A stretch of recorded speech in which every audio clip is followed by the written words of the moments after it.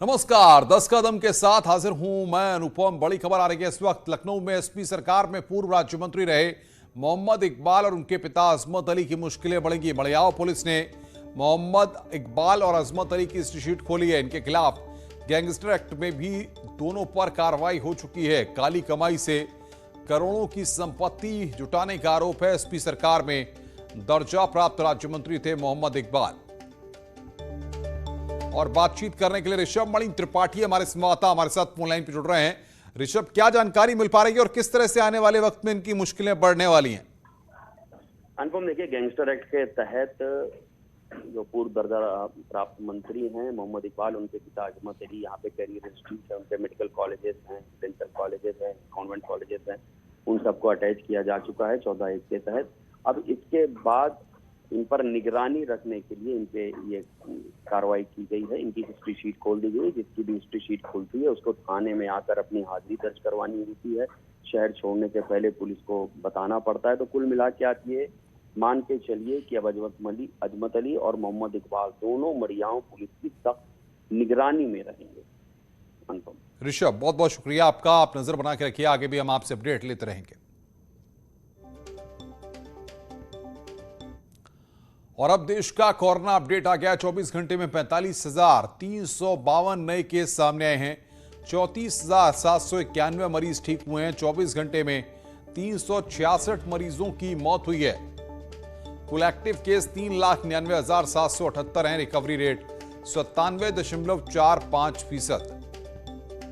तो देश का कोरोना अपडेट इस वक्त का हम आपकी स्क्रीन पर आपको दिखा रहे हैं।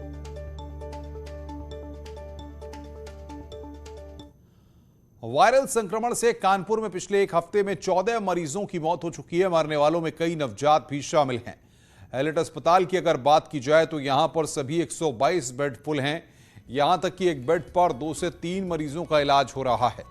अधिकतर बच्चे वायरल फीवर से ग्रस्त हैं। शहर के नोडल अधिकारी अनिल गर्ग के निरीक्षण करने के लिए पहुंचने की खबर मिलते ही अस्पताल प्रशासन अलर्ट हो गया है।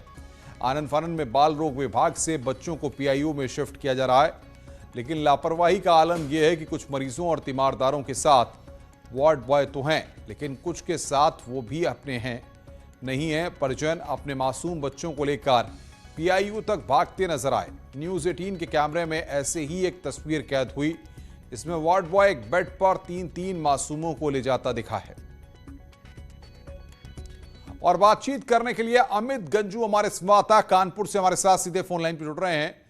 अमित, हालात इस तरीके के हैं कि तस्वीरें अपने आप बयां कर रही हैं। ऐसे में प्रशासनिक अमला क्या कर रहा है? देखिए अनुपम जी, मैं आपको बताना चाहूंगा कि वायरल का संक्रमण पूरी तरीके से शहर में फैल चुका है। अगर हम निजी अस्पतालों की बात करें या हम सरकारी अस्पतालों की बात करें तो अभी तक ये नहीं डायग्नोज हो पाया है कि क्या ये डेंगू है, क्या ये वायरल है या ये ARDS है। ARDS होता है एक्यूट रेस्पिरेटरी डिस्ट्रेस सिंड्रोम। क्या चीज है ये अभी क्लियर नहीं हो रहा है। इसके सिम्टम्स साइलेंट सिम्टम्स हैं। पहले फीवर आएगा, रनिंग नोज, तो घरों पे इंतजार करते हैं, पैरास्टामोल खा लेते हैं, कुछ आइबुप्रोफेन प्लस खा लेते हैं, कुछ डोलो खा लेते हैं और अपने आप डॉक्टर बन जाते हैं। जब तक अस्पताल पहुंचते हैं तो तक मौत हो जाती है। अगर हम पिछले 10 दिनों की बात करें तो 14 मौतें हो चुकी हैं। और अब इसकी गंभीरता को सरकार ने जैसे समझा और डेंगू नियंत्रण के लिए आज एक समीक्षा बैठक भी, जिसमें कानपुर के चिकित्सक, कानपुर के अधिकारी सब मौजूद रहेंगे। यहाँ तक कि प्रमुख सचिव जो इसके नोडल ऑफिसर हैं अनिल गर्ग भी आज कानपुर पहुंच रहे हैं अब से कुछ देर बाद। और इनकी सूचना लगने पर हेल्थ अस्पताल में जिस प्रकार का दृश्य, जिस प्रकार से न्यूज 18 पिछले 2 दिन से लगातार दिखा रहा है कि एक अस्पतालों में एक बेड पे 3-3 मरीजों का इलाज चल रहा है। बहुत बहुत शुक्रिया अमित आपका हमारे साथ जुड़ने के लिए और बातचीत करने के लिए। अमित गंजू हमारे संवाददाता कानपुर से ये तस्वीरें हम तक पहुंचा भी रहे हैं और इस तरह से वास्तविकता है, जो हकीकत वहां की है, वो बयां कर रहे हैं।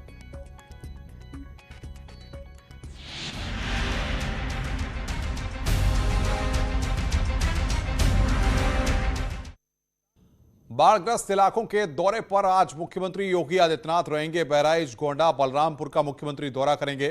करीब 2 बजे गोंडा के उमरी बेगमगंज पहुंचेंगे सीएम। निरीक्षण कर बाढ़ के पीड़ितों से मुलाकात करेंगे, संवाद करेंगे। राहत सामग्री का भी मुख्यमंत्री वहां पर वितरण करेंगे। बाढ़ के हालात पर अधिकारियों के साथ समीक्षा की जाएगी। तो बाढ़ग्रस्त इलाकों के दौरे पर मुख्यमंत्री योगी आदित्यनाथ रहेंगे। ये उनका पूरा प्रोग्राम हम आपको बता रहे हैं कि कितने बजे लखनऊ से रवाना होंगे। दोपहर 1 बजे ये ग्राफिक्स की मदद से आप देख सकते हैं। दोपहर 2 बजे बहराइच में बाढ़ प्रभावितों से मुलाकात करेंगे।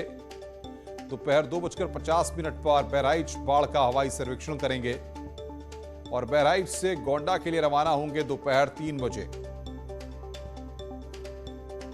दोपहर 3:30 बजे गोंडा के तरफगंज पहुंचेंगे और दोपहर 3:40 पर बाढ़ राहत केंद्र बरौली का दौरा करेंगे।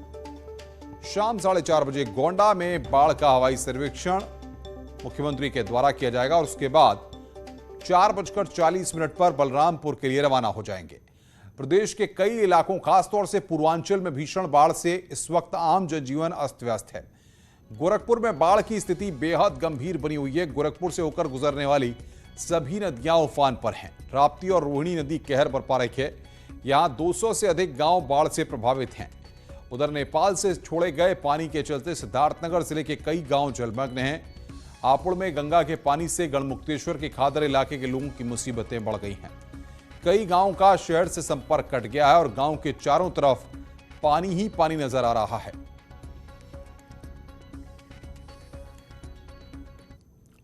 समाजवादी पार्टी के राष्ट्रीय अध्यक्ष अखिलेश यादव शिक्षक दिवस के मौके पर 5 सितंबर को भदोही जाएंगे। यहां पर इनार गांव में शिक्षक सम्मेलन का आयोजन किया गया है, जिसमें अखिलेश यादव कई शिक्षकों को सम्मानित करेंगे। इस मौके पर अखिलेश समाजवादी शिक्षक सभा के राष्ट्रीय अध्यक्ष और दिव्यांग विश्वविद्यालय चित्रकूट के पूर्व कुलपति बी पांडे की पत्नी की मूर्ति का अनावरण करेंगे। अखिलेश के कार्यक्रम के मद्देनजर इनार गांव में बड़े पैमाने पर तैयारियां की जा रही हैं। विशाल पंडाल बन रहा है। भदोही समेत आसपास के कई जिलों के शिक्षकों के इस कार्यक्रम में पहुंचने की उम्मीद है। और पूरे उत्तर प्रदेश के समाजवादी शिक्षकों को यहां आमंत्रित किया गया है। अनुमानतः संख्या कुछ हो सकती है, 5,000, 7,000, 8,000, 10,000 भी हो सकते हैं। संयोग से इस कार्यक्रम की अध्यक्षता माननीय राष्ट्रीय अध्यक्ष आदरणीय अखिलेश यादव जी कर रहे हैं, इसलिए और भी संख्या बढ़ सकती है, जिसका अभी कोई आकलन हम नहीं बता सकते। टोक्यो पैरालंपिक में एक और मेडल मिला है। प्रवीण कुमार ने जीता है सिल्वर मेडल। ऊंची कूद में भारत के लिए जीता है सिल्वर मेडल। जेवर के रहने वाले हैं athlete Praveen Kumar. Tokyo Paralympic में भारत को अब तक 11 पदक मिले हैं। पीएम मोदी ने जीत पर बधाई दी है। सीएम योगी ने भी जीत पर बधाई दी है। प्रवीण कुमार को मेडल जीतने पर पीएम और सीएम ने बधाई दी है।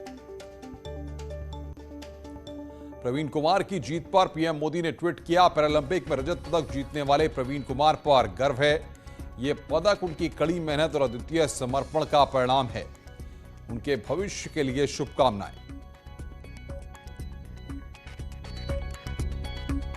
सीएम योगी आदित्यनाथ ने भी प्रवीण कुमार को बधाई दी है। टोक्यो पैरालंपिक में ऊंची कूद T64 स्पर्धा में एथलीट प्रवीण कुमार ने आज रजत पदक जीतकर वैश्विक पटल पर देश को गौरवान्वित किया है।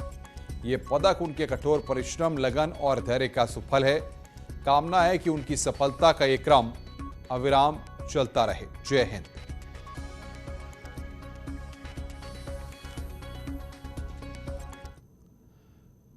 टोक्यो पैरालंपिक में शानदार जीत। सुहास एलवाई ने दूसरा मैच जीता है। बैडमिंटन मेंस सेमीफाइनल में पहुंचे इंडोनेशिया के खिलाड़ी को सुहास एलवाई ने हराया। सुशांतो हैरी को 21-6, 21-12 से हराया गया है। नोएडा के डीएम हैं सुहास एलवाई।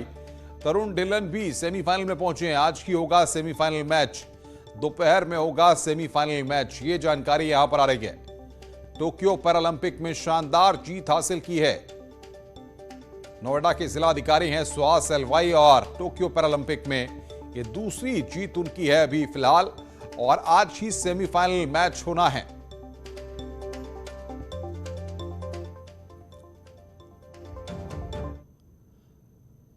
भारतीय जनता पार्टी 5 सितंबर से उत्तर प्रदेश की सभी विधानसभा सीटों पर प्रबुद्ध वर्ग सम्मेलन का आयोजन करेगी। इसकी शुरुआत सीएम योगी वाराणसी से करेंगे। प्रबुद्ध वर्ग सम्मेलन का प्रभारी प्रदेश महामंत्री और कन्नौज से सांसद सुब्रत पाठक को बनाया गया है। 5 सितंबर को प्रदेश के 17 महानगरों में और 6 सितंबर से 20 सितंबर के बीच सभी 403 विधानसभाओं में प्रबुद्ध वर्ग सम्मेलन आयोजित किया जाएगा। मुख्यमंत्री योगी आदित्यनाथ वाराणसी में प्रदेश प्रभारी राधा मोहन सिंह, प्रयागराज में प्रदेश अध्यक्ष स्वतंत्र देव सिंह, अयोध्या में प्रदेश महामंत्री संगठन सुनील बंसल, लखनऊ में डिप्टी सीएम केशव प्रसाद मौर्य, कानपुर में प्रदेश सह संगठन महामंत्री करमवीर सहारनपुर में, 5 सितंबर से प्रबुद्ध वर्ग सम्मेलन की शुरुआत करेंगे। और बातचीत करने के लिए अनामिका सिंह हमारी संवाददाता फोन लाइन पे हमारे साथ जुड़ रही हैं। अनामिका, अब तक हम देख रहे थे कि बीएसपी, समाजवादी पार्टी और कांग्रेस किस तरीके से सम्मेलन आयोजित करके जनता को लुभाने की कोशिश कर रहे थे। अब बीजेपी भी प्रबुद्ध वर्ग सम्मेलन का आयोजन कर रही है। देखिए, अगर प्रबुद्ध वर्ग सम्मेलन की बात की जाए तो वैसे तो सभी पार्टियों का निशाना ब्राह्मण है, सवर्ण समाज है, लेकिन चूंकि सुप्रीम कोर्ट की गाइडलाइंस हैं और जातिगत रैलियां नहीं हो सकती है, इसलिए इसको प्रबुद्ध वर्ग सम्मेलन का नाम दिया गया है। प्रयास ये किया गया है कि प्रबुद्ध वर्ग, जिसमें अलग अलग प्रोफेशन से जुड़े लोग आते हैं, चाहे शिक्षक हो, चाहे इंजीनियर हो, डॉक्टर हो, अलग अलग प्रोफेशन से जुड़े प्रोफेशनलिस्ट हो, उनको टारगेट किया जाए। और इसीलिए सभी 403 सीटों पर, सभी विधानसभा सीटों पर अलग अलग कार्यक्रमों के जरिए, प्रबुद्ध वर्ग सम्मेलन के जरिए प्रयास ये है कि चुनाव से पहले प्रबुद्ध वर्ग को अपने पाले में लाया जाए, जिसके तहत बीजेपी की ओर से फुल प्रूफ प्लान तैयार किया गया है। मुख्यमंत्री योगी आदित्यनाथ से लेकर प्रदेश अध्यक्ष, यूपी के प्रभारी, संगठन मंत्री सुनील बंसल समेत डिप्टी सीएम और मंत्रियों तक की ड्यूटी लगाई गई है।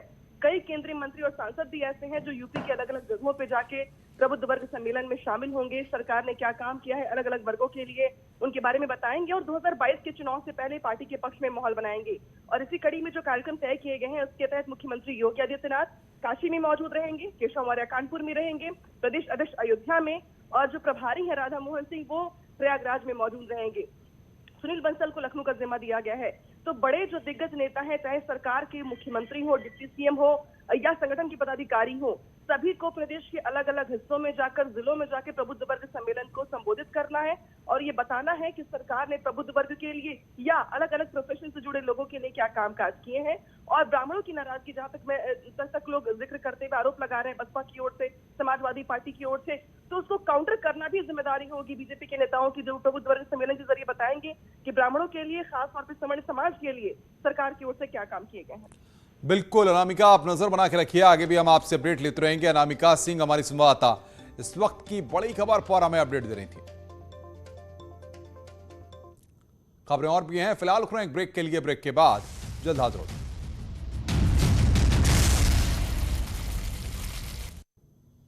स्वागत है। ब्रेक के बाद लखनऊ से खबर है, सिपाही से भड़ा युवक, पुलिसकर्मी पर नशे में धुत होने का आरोप। युवक ने आरोपी सिपाही का वीडियो बनाया, शिकायत पर पहुंची थी डायल 112 पुलिस। कैंट इलाके की घटना है, बड़ी खबर इस वक्त लखनऊ से। ये तस्वीर हम आपकी स्क्रीन पर दिखा रहे हैं, ये वायरल वीडियो। इस वक्त पुलिसकर्मी पर नशे में धुत होने का आरोप है। ड्रिंक किए हैं कि नहीं किए हैं, झूठ मत बोलिएगा, किसी और से पूछवा दूंगा मैं। आप ड्रिंक किए हैं सर? भाई यहाँ आना जरा, भाई यहाँ आओ।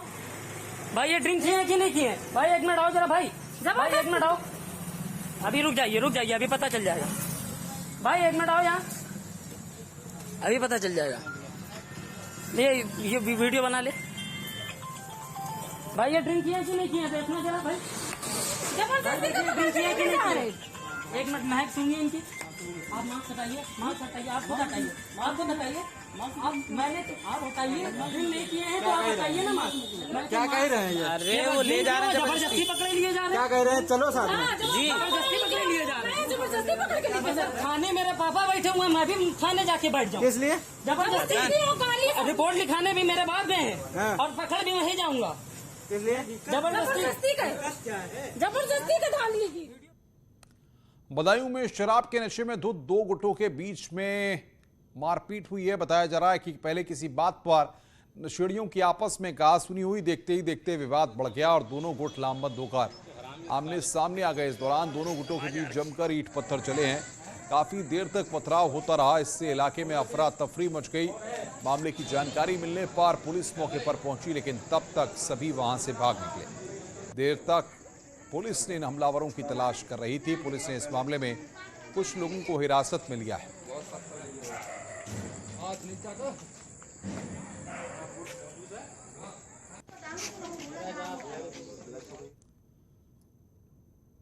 मशहूर अभिनेत्री दीपिका पादुकोण ने एसिड अटैक सर्वाइवर को 15 लाख की मदद दी है। एसिड अटैक सर्वाइवर बाला की हालत नाजुक है और उसका दिल्ली में इलाज चल रहा है। उसकी किडनी फेल हो गई है। बिजनौर की बाला आगरा के शिरोज हैंगआउट कैफे में काम करती थी।